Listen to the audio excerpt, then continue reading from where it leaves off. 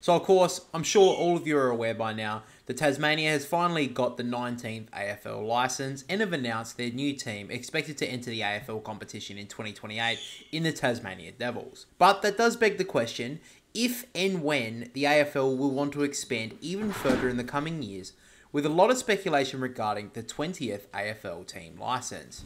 So if the AFL want to give out a new team licence, who would become the 20th AFL team? Now, to start things off, I think overall there are 4 regions/states who have the opportunity to receive the 20th team licence if the AFL want to expand even further. So here we're going to be talking about 4 different places in Australia. That being South Australia, Western Australia, Northern Territory, and a merger between the northern part of Australia. Hey you, yeah you, I saw your little TikTok brain losing focus. Make sure to switch on and check this out. BR Designs, our very own design company, is your one-stop shop for all your AFL prints. We have designs for every single team, so make sure to head down to the description below and make sure to use our unique features of scanning the QR code will actually bring up on your phone the highlight that you have the design for. And also, before you check out, make sure to use code DEVILS for 10% off your purchase for the next 48 hours. So getting quick, guys, and let's get back into the video. So, let's start with SA, which currently have the Adelaide Football Club and Port Adelaide Football Club in the AFL. Now, the final team to join the AFL system from SA was Port Adelaide in 1997, which was 27 years ago. So with that being said, there has been a club at state level who have been very vocal in wanting the next AFL licence, which is the Norwood Football Club. Now, Norwood have a rich history in the South Australian football and are the second most successful club in SA, just behind the Port Adelaide Magpies with a total of 31 premierships. Now, it has also been reported that Norwood have the highest amount of members in the State League, excluding the Power and Crows state teams, and also average over 2,000 people at their games across the year of 2023. Now, like I said earlier, Norwood have been very vocal in wanting the next AFL licence, and in fact, we're in the hunt for the second AFL licence for SA back in the 90s, but were beaten out by Port Adelaide. So if the AFL want to go with a team from SA, it wouldn't be a bad choice going with the second most successful sample team. Norwood also play at Norwood Oval, which hosts the Adelaide Crows AFLW games, as well as some games during Gather Round in 2023 and 2024. However, there are a few big barriers that the Norwood Football Club would face when trying to get the next AFL licence. Probably the biggest one would have to be that they would have to compete with the Power and the Crows in terms of supporters.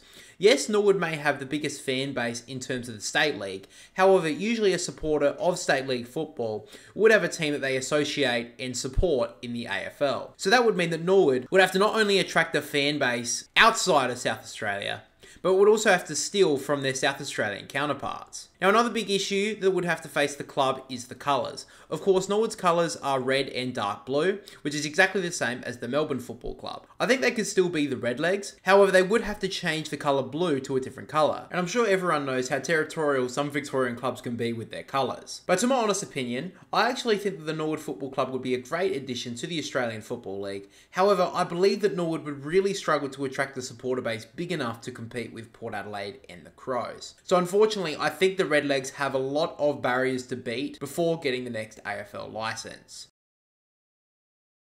Now let's head over to WA and look to see if they could accommodate for a third team. Now, of course, Western Australia currently accommodate for the West Coast Eagles and the Fremantle Dockers. Now, the last team to enter the AFL from WA was the Fremantle Football Club in 1995. Now, before making this video, I actually didn't hear a lot of information about how much WA wanted a third team. But we have seen the Mayor of Joondalup, in Albert Jacob, in an interview, actually saying in a quote that the city of Joondalup itself has 160,000 people in population. But we're not just talking about the city of Joondalup. The city of Wanneroo is already at 210,000 people in population, and it works as a northern identity, not just the Joondalup identity. And in this region, more than 40% of the people were born overseas. The federal government has said, we need a migration push, and the state government is saying the same thing. And this is where a lot of them are going to move. And he also goes on to say, they don't have traditional alliances, particularly the Eagles, but also the Dockers. So basically what he's saying there is the Fremantle Dockers and the West Coast Eagles don't have an allegiance, especially to the northern part of WA. Out of SA and WA, I think WA have more of a population that would accommodate for a third team, for the fact that Fremantle and the West Coast Eagles are based towards the bottom of WA. So a team that associates with the mid to top end of WA could be a great idea. And I also think that the mid to top end of WA is widely forgotten about, as I can't even remember an AFL game being played in that part of WA. And even a pre-season game, I can't remember a game being played at that market. So it does show the AFL haven't explored the market in the northern areas of WA. Now, the big problem for this team would be the stadium, as I think if they want to market to the top end of WA, then they can't necessarily play their games down at Optus Stadium, so they would have to redevelop or build a brand new stadium to accommodate for this third team. Now, even though I said that WA could accommodate for a third team a lot better than the SA, I believe this would be the least likely outcome for the 20th AFL licence, as I don't think the AFL would trust that the north end of WA could build a team for sustainability for years to come. I also think it would be very hard to attract marquee players to the north end of WA, which I think would be much easier for a new team like Norwood to accommodate for. So unfortunately to the WA public, I think Joondalup is the least likely to receive the 20th AFL licence, and to be honest, anywhere in WA. Up next, let's move up north and go to the Northern Territory. Now, I think the majority of people would love to see the AFL finally become a full Australian competition with the introduction of a brand new Northern Territory team. Many would believe the logical next step to make this competition whole would be to add a Northern Territory team to the AFL. Now, some people may not know this, but the NT have a pretty thriving local competition with a unique starting schedule, as the NT competition starts in October, and this gives access for former players to showcase their skills at a high level. We've actually seen the likes of former Brisbane players in Reece Matheson and Cam Ellis-Shulman playing in the NT in Mitch Robinson's vlogging series that he has on his channel, where he also showcases the uniqueness that the Northern Territory and NT football has to offer. Now, I know it would be a fairy tale for the AFL to add an NT team, however, there are so many barriers in front of a potential team for the NT, and a lot of it is out of the AFL's control. One would be the perception of the Northern Territory. The reporting of the NT is pretty dismal, to say the least, with regular reports of problems with the nightlife and recent reports showing the Northern Territory government will declare an emergency situation in Alice Springs to send 58 extra police officers into the town after several violent incidents in recent times. And not only this, but there's also a curfew for under 18-year-olds that will be implemented as well. Now, this is in the Alice Springs, but we've also seen the likes of big Australian YouTuber in Spaniard going to these areas in the NT and show you how dangerous the nightlife can be. Now, I'm not trying to have a go at these people reporting this information, but rather the government of the NT seemingly letting this behaviour get to this point. But of course, this isn't a political video by any means, so let's get back to the topic at hand. But of course, if you do look at the media that surrounds the NT, even if it's unjustified, it would be very hard to attract a supporter base to go to games every few weeks. And what may be the biggest factor is attracting players. We've already heard about the struggles that the new Tasmania Devils may face when attracting new marquee players. So imagine how difficult it would be to attract players to the Northern Territory. So if you can't attract marquee players to come up to the club in the NT and fail on getting fans to the games, I find it extremely unlikely that the Northern Territory will get an AFL licence until the barriers outside of the football landscape can be somewhat fixed to some degree. So obviously, unfortunately, my verdict for the NT team is a resounding no, which is very unfortunate, but there are so many factors outside of the football aspect which goes against the Northern Territory receiving a 20th AFL licence. But finally, let's talk about the last option for who could receive the 20th AFL licence. And that is not just a state in Australia, but rather a prospect of a merger team built up between the northern parts of Australia. Now, there has been a bit of talk recently about the potential of the AFL looking for a team in the north of Australia.